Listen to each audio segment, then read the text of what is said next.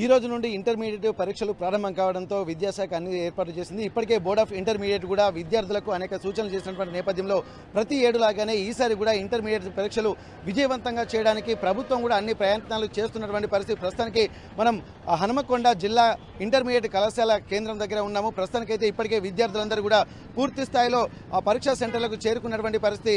హనుమకొండ ప్రభుత్వ జూనియర్ కళాశాలకు సంబంధించినటువంటి విషయాలైతే మనం ప్రస్తుతం చూస్తున్నాము. ఇక్కడిపై పేరెంట్స్ కూడా విద్యార్థుల్ని తమ భవిష్యత్తు ఆచరణకు సంబంధించి ఒక ప్రణాళికలు కూడా ముందే వేసుకుంటారు. అట్లాంటి పేరెంట్స్ కూడా ఇక్కడ వచ్చి పిల్లల్ని ఇప్పటికే లోపలికి సమయానికి పంపించి కొంత ఊపిరి పీల్చుకున్నటువంటి పరిస్థితి. కానీ పరీక్షలు పూర్తిగా విజయవంతంగా రాయాలన్నటువంటి ఒక క్యూరియాసిటీ కూడా అందరి పేరెంట్స్లో కనిపిస్తున్నటువంటి పరిస్థితి. ఇప్పటికే పరీక్ష సెంటర్లకు చేరుకున్నటువంటి విద్యార్థులు ఇప్పటికీ ఉన్నారు. ఈసారి మాత్రం ప్రభుత్వం ఒక నిమిషం నిబంధనను సడలించడం వల్ల కొంత ఊపిరి పీల్చుకున్నటువంటి పరిస్థితి.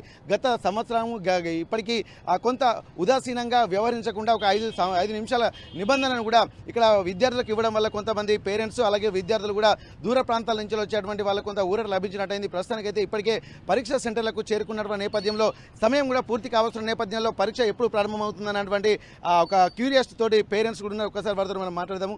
అన్న, ఇక్కడ పిల్లల పేరెంట్స్ ఎవరు తీసుకొసారి కొంతమంది చివరికి వెళ్ళేటువంటి విద్యార్థులు ఒక నిమిషం అంటే పరీక్ష సమయం పూర్తయింది అయినప్పటికీ కూడా ఇప్పుడు వారికి ఒక నిమిషము నిబంధన కూడా వాళ్ళకు వర్తించినట్టుగా మనం గమనించవచ్చు.